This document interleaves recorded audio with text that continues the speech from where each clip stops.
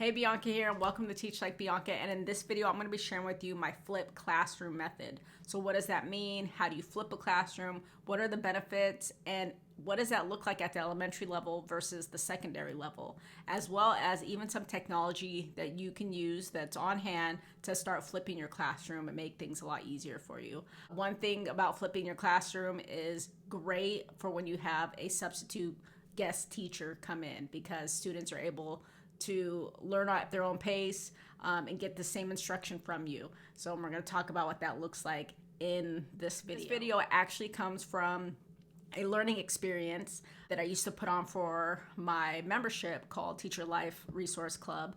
And the membership had learning experiences every month. And this was actually one of the first ones that I did. And it was also during the time that I was still teaching online. If you are interested in learning how to flip your classroom and what that means, keep watching and I will see you in the video. So today we're going to be talking about what and why of flipping. So what are the benefits? What are some things that teachers, some questions that you might have or teachers might have that may feel like flipping the classroom isn't for them? We're going to talk about how to flip. We're going to look at what you can do in an elementary model and a secondary model. And then what are you doing right now? So think about how you are already teaching in your classroom. Is it traditional, hybrid? Is it online? And how you can incorporate a flipping model into what you're already doing without creating something new. And we're going to be talking about technology. So just some easy flipping technology tips that will help you get started, and things that I use that is just simple and kind of already there that you may already know about. So when we think about flipping our classroom, we want to think about our students first, and our students, um, they have grown up with the internet. They have grown up with cell phones, iPads, social media. So if we think about ourselves, even myself as a child, I was born in the 80s and I didn't even start using the internet at school until I was in high school. So I can only imagine now that when students are attached to a device, they get their information very fast, they expect it quickly. And although they are tech savvy, this causes them to be impatient at times. And they go to a Google it model where they want a question answered, they just Google it and figure it out. So we have to keep that in mind as we are creating our lessons and creating our expectations daily. And this is why the flip classroom model works so well. So when we are flipping our classroom, this is a quote actually from Aaron Sams, and this quote and he's a developer of the flipping classroom model, and he speaks and he trains all over the country. So flipping the classroom is more about a mindset, redirecting attention away from the teacher and putting attention on the learner and the learning. So you all ultimately want to think about the learning environment and think about how you are adapting to students' needs. So why flip your classroom? Why decide to do it after so many years? And what are the pros and cons? And if we all go back to March of 2020, and me being in Washington State, we were one of the first states that made the decision to take 6 weeks off of school, and we weren't prepared. I wasn't at a school at that particular time at a district that wasn't one-to-one district, so we had to kind of prepare ourselves for the unknown. Okay, so and it kind of pushed us into a habit of making a change, even if we weren't ready to make a change. So when we think about flipping, why flip in the first place? Well, it prepared all of those teachers who already flipped their classroom. It prepared them to go into a virtual setting without skipping a beat. And when I first heard of the flipping classroom model, it was probably 6 years ago. And at the time, I taught special education, a resource room. It wasn't more of it's a resource setting, but it wasn't the model what it looks like in elementary school where students come to you and they do work. I had my own classroom, and my students saw me as their ELA teacher. So another teacher who was doing the flip model, she was a special education teacher, and she taught math, which is resource math. And that model really worked for her students because her students were at different needs and at different levels. So when we think about flipping our classroom, it's having our direct instruction at home instead of having our homework at home, and now we do our homework at school. Um, and it kind of builds a little bit more into your day, and I'm going to talk about that a little bit more. But if you take a look off to the right where it says flexible environment, learning center, intentional content, professional educator, that stands for flip. And when we think about flexible environment, you want students to choose when and where they want to learn, not necessarily uh, not controlling what they learn, but just how they learn it. And then in the Learning Center, class time is shifting to discussions, hands-on projects, activities. You have a one-to-one with your students. You're able to have small groups with your students. And then it's intentional content. You have to determine the materials, what a student can handle on their own. So we're going to talk about what that might look like in the lower elementary grades. And then giving, small individual instruction and giving that one-on-one support, we're able to meet the needs of all your students. So the norm of a day is usually entry tasks, quick review, direct instruction, following that I do, we do, you do, and then the exit ticket at the end of the day where students are leaving the classroom, or maybe the exit ticket before you move on into the next subject, or maybe before your students go into specials, or whatever the case might be. And I follow this norm pretty regularly because I didn't exactly start flipping my own classroom until we went into remote student learning. So the flip model is where you're going to be making a video, and you could be using just audio over a presentation, which I'm doing an audio and a video, but I could take away my video and just do audio. And then you're just giving the same direct instruction. Okay. Students can now watch the video, and this works great for students that are absent because they can access it at any time, instead of going back through and using your time. To say a student might have been gone for a week, and you have to say, oh, can you meet with me after school so we can get caught up, or they could just go and access the videos really quick and watch them and the implement the exercise for whatever worksheet or whatever project or activity you have afterward. It's also great for substitute teachers if you know you're going to be out. The students already know the expectation that they're watching the video at home and doing the work. Or, if a student is absent, or if you're absent, they could just watch the video in place of doing any work at school. So especially if there's a substitute, you can have the students watch the video while they're with the substitute. And then students are able to work at their own pace. They can pause the video. They can start it over. They can rewatch it multiple times, and it works very well for students who are, slower learners, and even those students that are fast learners, and where you always have to have something ready for those students that get done really quick. You can already have another video laid out where they can go on to the next video, or the next instruction. So this is kind of a norm of what your regular activity might look like for a subject. In this, you have your warm-up activity, you go over previous night's homework or the previous lesson as a review, or you go over the entry task for the day. And then you have, you do your direct instruction, you lecture your new content, and then there's that guided and independent practice, or a lab activity, whatever the case might be, but that's pretty much the norm in the day.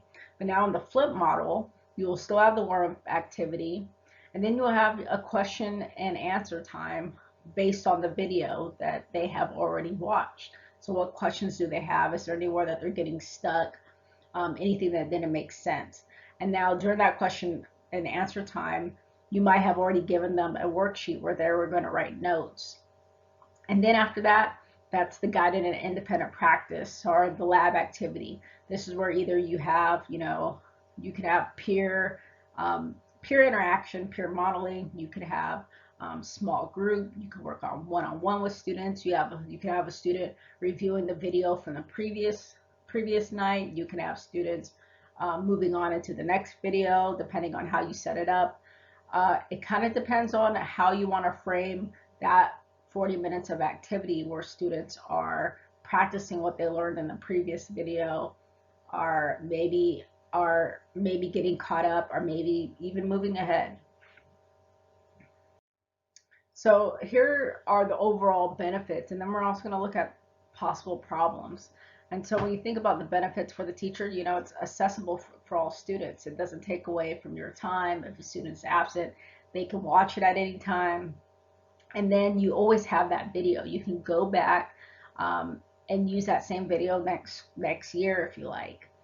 And then we're also gonna talk about using your own videos, and if you want to use other videos, because it doesn't always have to be the videos that you have. And then accountability kind of puts a lot of learning in the student's hands, and also it shows kind of like what I've been doing. When I think about my own instruction, I'm teach using Zoom, I'm on Google Classroom, and I make my own PowerPoint presentations. And so if students absent, they don't come to the class and say, oh, I'm absent, I didn't get the instruction from the next day. They go back and they have to be accountable, watch their videos, because it's there, it's all in Google Classroom. So then you already have your built-in differentiation, because you have this blended learning where students are being able to take notes at their own pace, they're able to learn at their own pace, and then it meets various needs. Students may not feel like you're moving too fast, or they didn't get something, or they were absent, so they're falling behind because maybe they're out sick. So that differentiation is really big in part of your instruction that you're giving. And then you're incorporating tech, and that's something that all administration loves. They love that you are incorporating tech in different ways, are incorporating it daily. Because if look at our system today and look at the future, that is the way that we are going, and we need to prepare our students for as well. And then there's high engagement. You're not doing anything that's different that students aren't going to get. Students are learning through how-to videos on YouTube every single day. They access it. I remember when my son was 5, he was on YouTube watching the Charlie Bit My Finger video. So thinking about those things, your student is already ready to engage through video. And then it also increases the individual time for you and the student, for you to give instant feedback. And then thinking about students, they have more control. They're active learning. They're receiving that feedback from you. Remember, they have that engagement for wanting to learn online. And then still increases that individual time. So possible questions, problems that teachers are faced when they think about, flipping their classroom. So they're thinking, I have all this extra class time now. What am I going to do? And then maybe that you're in a district where the curriculum keeps changing. I know I have been, or you may not have any curriculum and you got to build it yourself. And then create more planning time for you might be something that you're going to find out that it might create a little less planning time for you. And I'll tell you how long that I create my own presentation videos when I'm supposed to be on Zoom for 80 minutes every single day, for 3 to 4 class periods a day.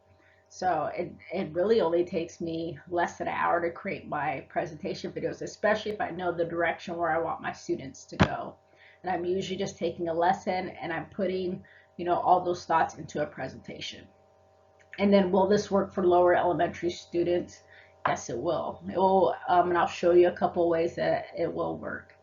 And then the biggest thing I think behind all of this is not all students may have access to tech, or internet, and what are some ways that can help you. And if those, especially the tech situation and the internet, you can still create your video, and then your students can watch it in class. Because unless you're, I mean, I find it difficult for districts not to have any sort of tech for students to use at school, but I believe that the model can still work, the flipped classroom model can still work if a student doesn't have access to tech or internet, because you can create that individual class time for them to watch the video there, and they give them feedback there in the classroom. So here are some ways that you can flip your classroom and some best practices. So for elementary students, some of the best ways to flip your classroom is to make parent videos and how-to videos. Um, Parents like to see what students are, what their students working on, especially at the elementary level. They want to see their student work at their own level and on their own work. So using those parent videos, how-to videos, relatively short, demonstration, always making a lot of high visuals. And then when I'm saying videos, I'm saying just what I'm doing here right now. I created a PowerPoint and I'm using my audio and I'm using a video, all within PowerPoint, just with the click of slideshow record. That's really all I did in my PowerPoint video. And then you also make sure you want to put in directions, short tasks where it's automation, where students could just move on their own. And then start, if you're in an elementary school, you're in a traditional setting, and you have all of your subjects throughout the day, start with just only one subject. Start with maybe math, or start with only ELA, or start with social studies. And then always revisit back in class, in the classroom, and go over the video just in case a student didn't watch it. And you don't want to give them the homework as an elementary student where they're watching a video. You can, and you can get them into the habit of that. But when we think about, you know, our kindergartners or first graders doing this, we want to try to make it where give them time in class to watch, and then do the activity in class there with them as well. So, and it will work well, especially if you are doing a hybrid model right now. It will work well if you're doing traditional in class, and it will work well if you're online. And online, this is exactly what I'm doing right now. So in my secondary, with my 7th graders, I do a 5 to 7 minute lecture video. Sometimes it goes up to 10 minutes, maybe a little bit more to 13 minutes, depending on what I'm explaining to them. So I introduce the subject, we do a practice, and I do a model for them, and then what to expect for the following day. And usually when I get to, if I'm doing a real big practice, a guided practice for them, where I want them to follow what I'm doing, I don't use PowerPoint. I go into Zoom and just record on Zoom. But for the most part, the same lesson that I'm doing on Zoom during our live class is the same thing that I do in a video, and I just post it in the Google Classroom. And then I follow up on the video the next day. So either I follow up with reviewing, and then I have another video for students that need to move on in the class. So maybe they're ready to move forward, they understand the concepts, and they're ready to push on. I always use a lot of high visuals. I also use a lot of memes, and memes really capture the engagement and motivation.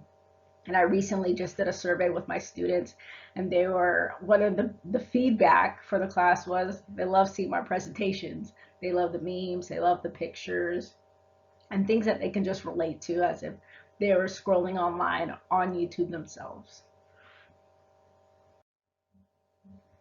So what can you do with a flip classroom? So what are some things that you could do during that time period where you might have a little extra time?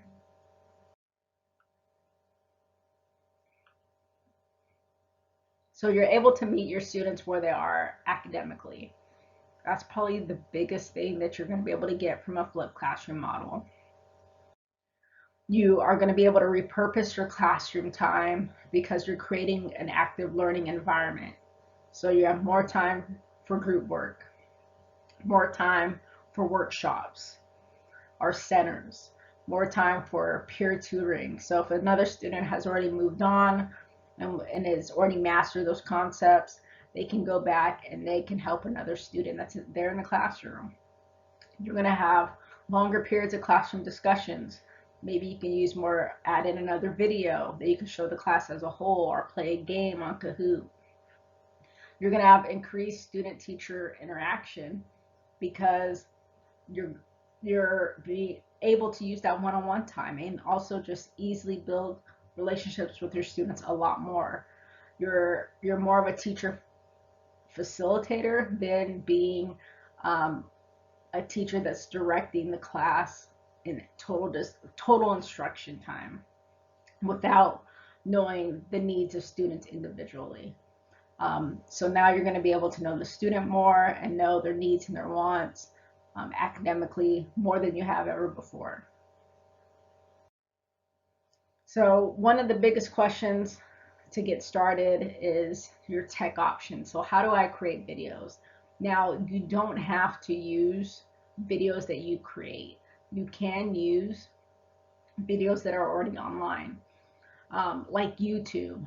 So you can find a video that's similar to what your lesson is on YouTube and use that video. You can use Khan Academy.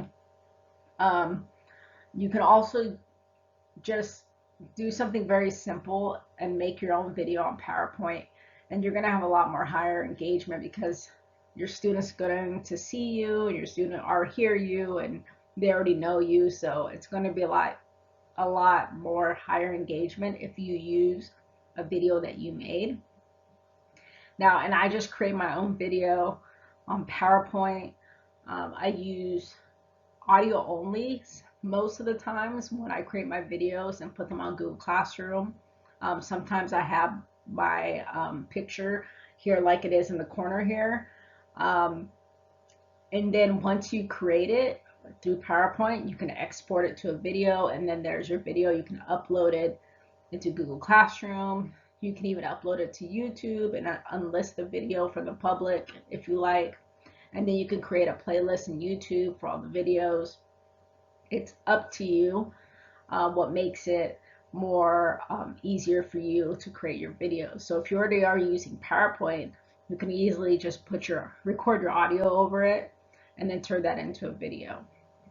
And then Google Slides, it works the same as PowerPoint, but I believe when you want to go and record the Google Slides, you need to use Zoom or another device to help record your audio and video.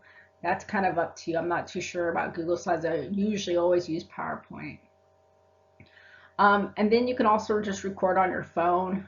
I do have the math teacher I work with. She just records herself, and she can also uses different concepts where she's able to draw and do math problems where students can see them. And I know another teacher who records herself also with math using the dot cam from her school, where she records herself doing the math problem, and she uploads it to YouTube that's unlisted. I always make my videos 5 to 10 minutes long.